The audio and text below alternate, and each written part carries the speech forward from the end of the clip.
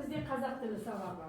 Тақырыбымыз есептік және реттік сан есім. Мақсаты есептік және реттік сан есімдерді ажыратады, жазу каллиграфиясын сақтайды. Екінші буындағы құдық деген сөзде о емес деген дыбысы жазылу керек, құдық дегенде дыбысы жазылу керек. Так, екінші қателік кім табамын дейді? Іңкәр. суық тұнық дегенде біз тұнық емес әрбір қолданамыз. Ол дыбысының орнына дыбысы жазылу керек. Қалай емес қойын. Сағы жатқа кім айтамын дейді, осы жанып басты жап қайтатын балалар бар, қазын айтады. Құдық, күдіксіз құдық, суы суық, тұнық. Құдық, күдіксіз құдық, суы суық, тұнық. Суы суық, тұнық. Бала жанып басты не үшін жаттаймыз? Жаңылмай тез-тез айтуымыз керек, тұрып қалмауымыз керек. Жақсы. Енді балалар, мен сіздерге сұрақ қоямын, сол сұраққа сіздер маған жауап беріңіздер. Есептік және реттік. Есептік сан есім дегеніміз не? Еркежан? Есептік сан есіміміз дегеніміз ол санның нақты затын білдіретін сөз табы. Сұрақтары нешінші? Жоқ, кім түзеймін дейді? Кім түзей ғой? Түзерек? Ханым. Жақсы. Кім қазына? Қанша неше? Қанша неше деген сұрақтарға жауап береді екен. Реттік сан есім дегеніміз не? Нұрали? Реттік сан есім дегеніміз ол өз атында да тұр ғой? заттың жоқ, атын емес. Так, басқа? Әлихан? Реттік сан есім дегеніміз санның ретін білдіреді. Сұрақтары нешінші? Деген сұраққа жауап береді екен. Өте жақсы. Балалар ендеше бүгін біз қазақ тілі сабағында есептік және реттік сан есімді әрі қарай жалғастырамыз. Енді барлықтарымыз оқулыққа қараймыз. Дала көркін жандандыр, жауа берші жау жаңбыр, қаулап өссін алуан гүл. Жауа берші жау жаңбыр, әрбір тамшың тамған нұр, әрбір тамшың тамған дәм, асып жатсың қамбаннан. Енді осы өлеңді маған қатесіз іңкәр оқып жібер, қалғанымыз тыңдаймыз. Қатты даусыңыз шығарады. Жауа берші жау жаңбыр, дала көркін жандандыр. Жауа берші жау жаңбыр, қаулап өссін алуан гүл. Жауа берші жау жаңбыр, әрбір тамшың тамған нұр, әрбір тамшың тамған дәм, асып жатсын қамбаннан. Жақсы. Адия оқи ғой. Жаңбыр жауа берші жау жаңбыр, дала көркін жандандыр. Жауа берші жау жаңбыр, қаулап өссін алуан гүл. Жауа берші жау жаңбыр, әрбір тамшың тамған нұр, әрбір тамшың тамған дәм, асып жатсын қамбаннан. Дала көркін жандандыр, жауа берші жау жаңбыр, қаулап өссін алуан гүл.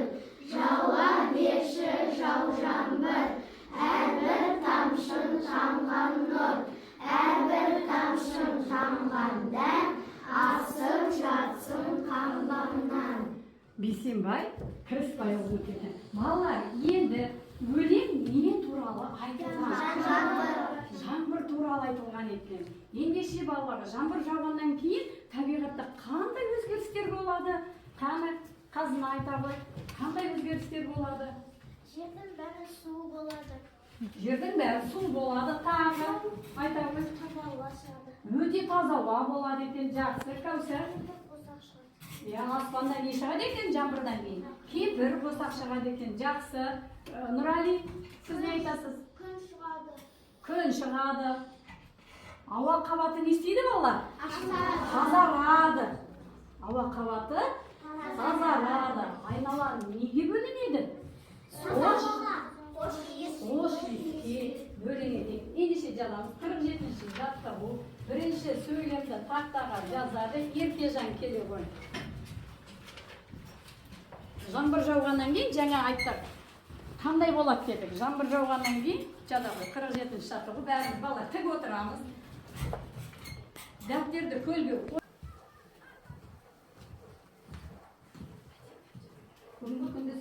жалғастырайын деп тақтада біз жазып қойдық 47 шақта. Так, енді бірінші сөйлемді қалай жазамыз? Жаңбыр жауғаннан кейін ауа қабаты не істейді дедік балалар? Тазарады, жаза қой. Жаңбыр жауғаннан кейін қатесі жазамыз, иә? Жаңбыр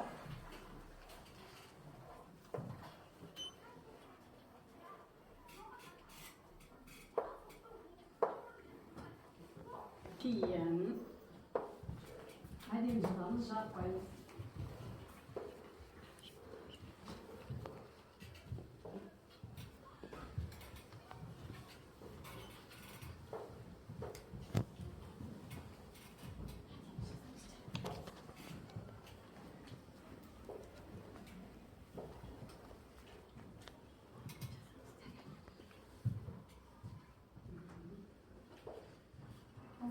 Кейін ауа қабаты ауа қабаты тазарады.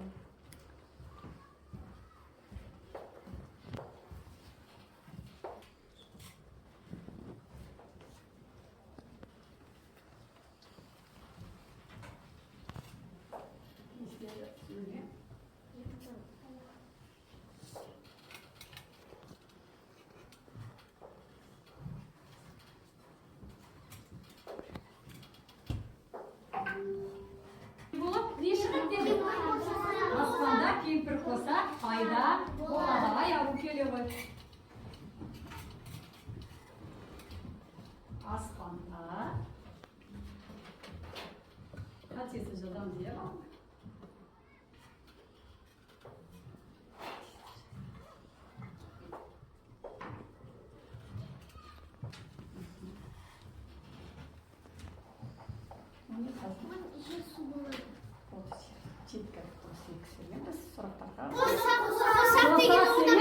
Қос, өте жақсы. Келе ғой, қай жерден қате көрдің, өзің түзей қой.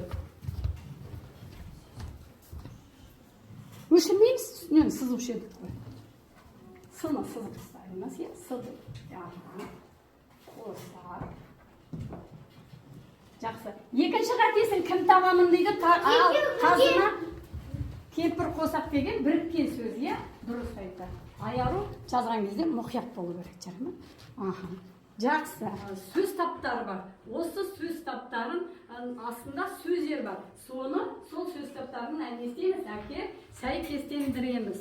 Дұрысын табамыз. Егер дұрыс болмаса, келесі бала істейді, көмектеседі. Кім шығаны дейді. Бізде сабаққа ал кім? Рен табады. Қай сөзді таңдадың? Сосын бірінші тұрады. Қай сөз таңдадың? Астындағы сөзге қараймыз. Жоқ, аяғы, сіз түсінеміз, сөздерге қараймыз. Осын сол сөз таптарының астына қоясың. Қай сөзді алдың өзің? Таңдашы қай сөзді? Су, ол қайсы? Зат есім бе? Қай сөз табына жатады?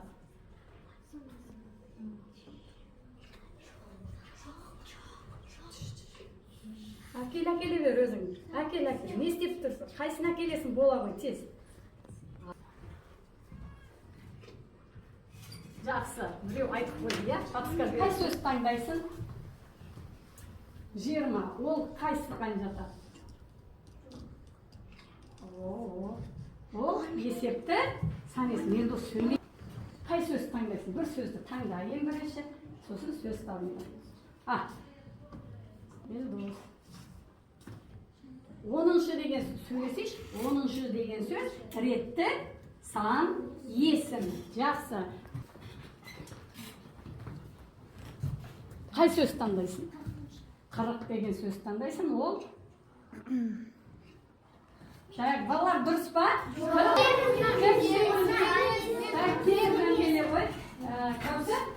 есіңе сақтап ал. 40 деген сөз, ол? Кеттік сан есім екен. Тағы кім? Келе ғой.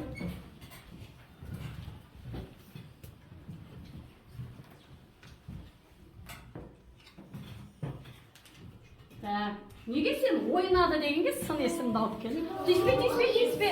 Балалар дұрыс па?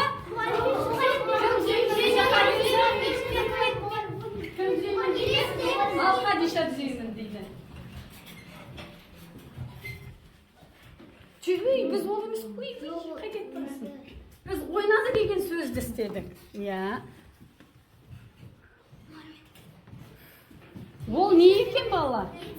Соны естімеген жоқ. Ал ойнады дегенше? Естіп, сен Нұрәли. Сөз таптарының ережесін мұқият не істеңіздер, есте сақтаймыз дедік. Жаңа ғана біз ережелерді қайталап өткенбіз. Еске асылай сақтап жүрміз керек. Жамбы жауыпты. Маған көмектесіңдерші, көмектесесіңдер ме? Балалар, көмектесеміз бе? Естейміз балалар? Қатты айтамыз. Көмектесеміз. Қаншайым не істеу керек сізге? Менің қолымдағы Қол шатыр. Қол шатырдағы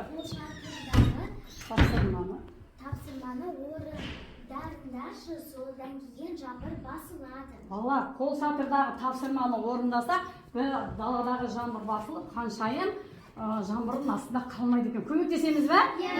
Ал ендеше барлығымыз кәні бұл оқулықтағы 48-ші жаттығу. Сандарды сөзбен жазу. Кім бірінші тапсырманы орында қаншайымға көмектесемін дейді. Нұрай келе ғой. Сіздер жазыңдар. 48-ші жаттығу.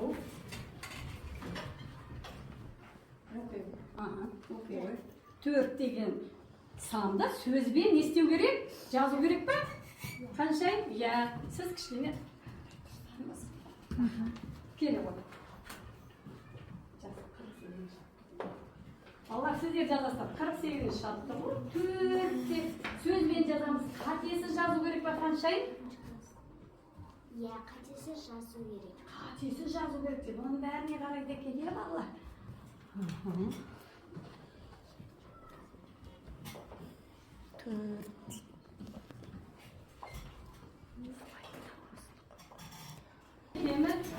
Бәрі әкеле ғой.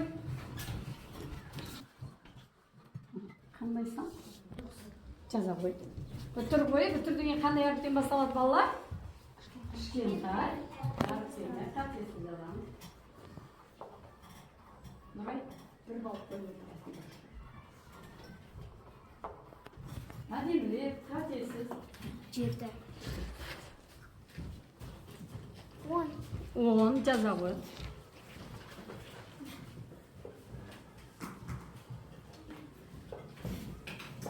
Әдемі жазамыз, иә?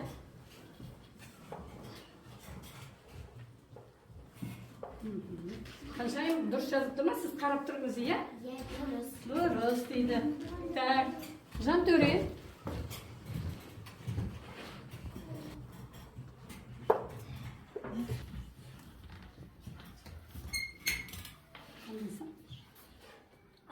Алты.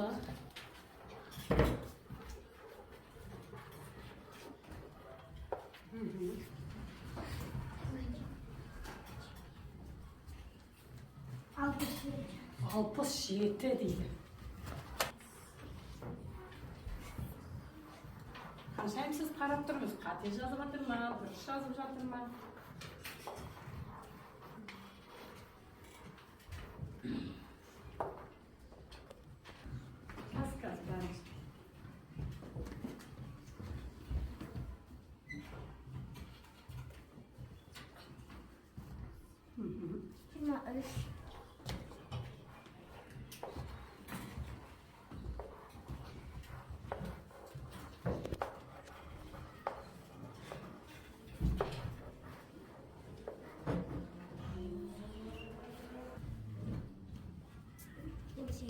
Жаза ғой, 18.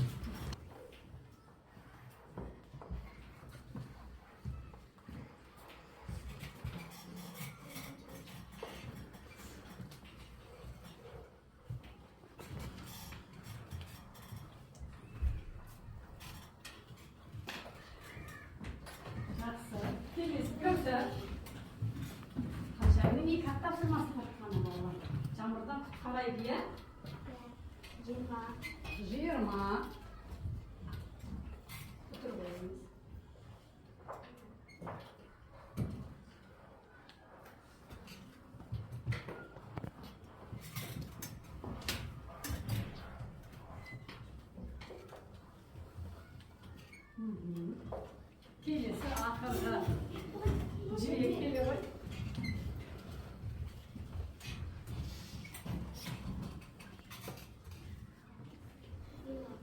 56. Елу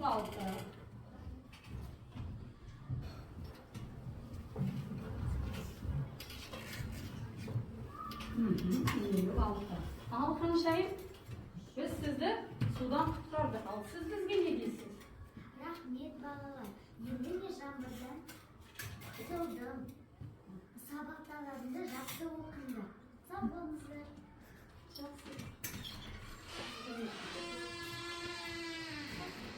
Балалар қаншайым бізге риза болды ма, жоқ па? Риза.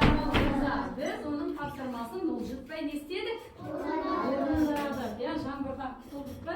Құтқардық па? Тез істеңіз балалар.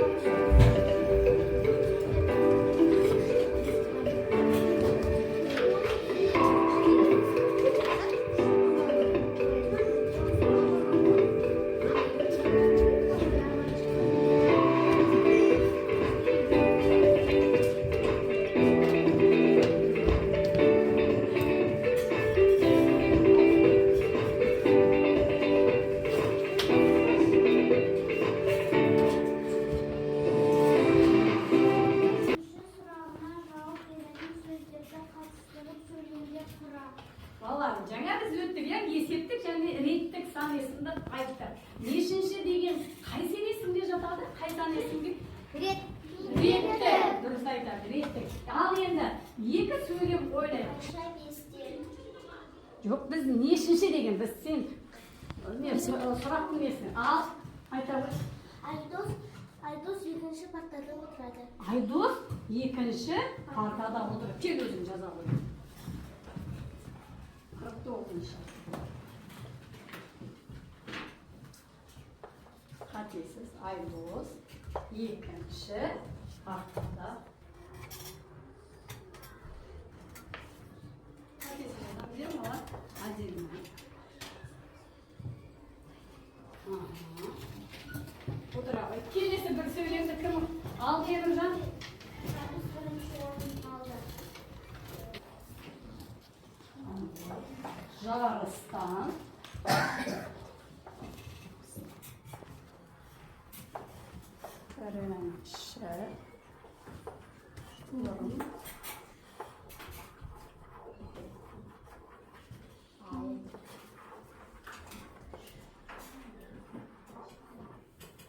Осындағы нешінші деген сұраққа жауап беріп тұрған сөз бірінші. Бұл есептік сан есімде?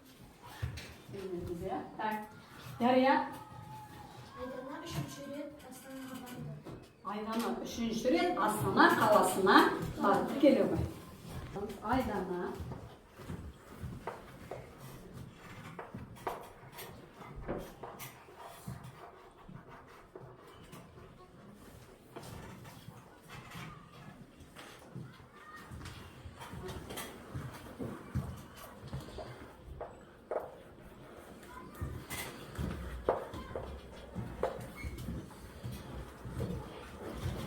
біз жаттығуды орындадық, біз сандарды сөзбен жазып шықтық. Ал енді 49-шы жаттығуда біз нешінші деген сұраққа жауап беретін сұраққа сөйлем құрадық. Енді қараңдаршы балалар, біз жаңа 48-ші жаттығуда сандарды жаздық. Ол сөздерге қандай сұрақтар қояр едік? Қанша, неше? Қанша, неше? Ал неде? 49-да нешінші деген? Енді қандай біз ереже шығарамыз үш жерден? Біреу қандай сан есім? Дұрыс айтады. Біреу реттік сан есім, біреу есептік сан есім. Қайсы есептік сан есім болды, қайсы реттік сан есім болды? Орнына тұрамыз, айтады.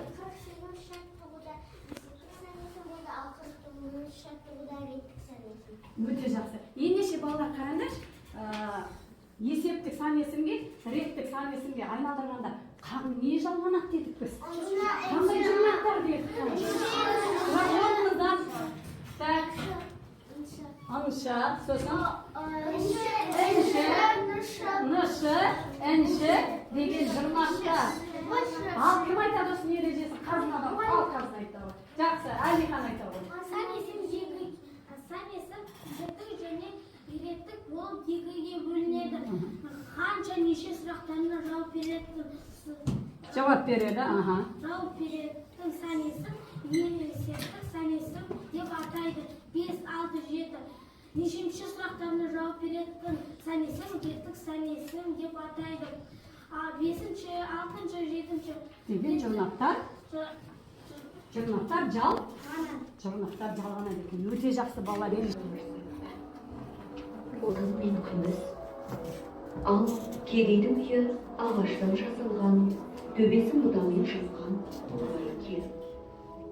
Алтын мен күміс түгілі нанын әзер тауып жетті. Егін егіп, оны суарып, күтіп, орып, өзгінің өзі көреді екен. Бір жылы көктемде аламат су тасқыны болады. Бай алтынын көтеріп ағаштың басына шығып кетеді. Жоқ, алтынның өзіңе нан бере алмаймын, деп жауап береді кедей. Екінші күні бай кедейден тағы да нан сұрайды. Алтынымның жартысын берейін, дейді ол бұл жолы. Жоқ, бере алмаймын, деп бұл жолы да кедей келіспейді. Ақыры ертегіні тыңдадық, иә? Ертегі кімдер туралы болды? Бай мен кедей туралы болды. Енді осы бай мен кедейді қазір біз салыстырайықшы. Бай қандай адам деп ойлайды, кедей қандай, олардың бойында қандай қасиеттері бар деп. Ал айта ғой. Бай деген ол өз аузына кедейге біреу берген кезде ол риза болады екен. Кедейге риза болады. Ал бай қандай адам деп ойлайсыңдар? Ал енді тез-тез айтсам деп, бай қандай адам деп ойлайсыңдар? Онда ақшасы бар, тамағы бар, ал кедейде ақшасы, тамағы жоқ. Жақсы, ал енді бай қандай адам деп ойлайсыңдар? Өте қызғаншақ. Қызғаншақ, мақтаншақ, жалқау. Ол жалқау болмаса, бай қайда келеді, ол қандай енді? Тәкаппар, иә? Жоқ, ол еңбектен ол байлық қайда келеді оған? Ол білімді болған үшін келеді бай. Ол, иә, мақтаншақ, қызғаншақ, ешкімге не істемейді, ергісі келмейді. Ал кедей қандай адам? Кедей. Жанашыр тағы. Еңбекқор, міне, еңбекқор болу керек, иә? Сонда ғана біз неге жетеміз? Жетістікке жетеді екенбіз. Жылы жүректі, ақылды, білімді. Жақсы, жарайды балалар. Ендеше біз осы екі кейіпкердің қайсына ұқсауымыз керек? Бай, барлық ақшамыз бар. Неге кедейді таңдадық? Соның бойындағы жақсы қасиеттердің бәрі біздің бойымызда болса, біз қандай оқушымыз? Жақсы. Балалар, қазір бізге кері байланыс, иә? Мына жерде 3 түрлі самолеттің түсі тұр. Жасыл түсті болса, сабақты өте жақсы түсіндім, сабақ ұнады. Сары түсті ұшақ болса, енді түсініп келемін. Қызыл түсті ұшақ болса, әлі де ізденуім керек. Қазір сіздер алдарыңызда 3 түрлі қағаз бар. Осының үшеуінің біреуінен осы ұшақ жасайсыздар. Ол ұшақты егер де өте жақсы түсінсеңіздер, жасыл түспен, әлі де түсінуім керек десеңіздер, сары түспен, жоқ сабақ маған мүлде ұнамады, түсінбедім десеңіздер, қызыл түспен маған қарай ұшақты ұшырасыздар. Алып кеттік, жасаймыз. Тез-тез ұшақ жасаймыз. Қай түспен жасайтындарыңызды өздеріңіз білесіздер. Жасаңдар тез.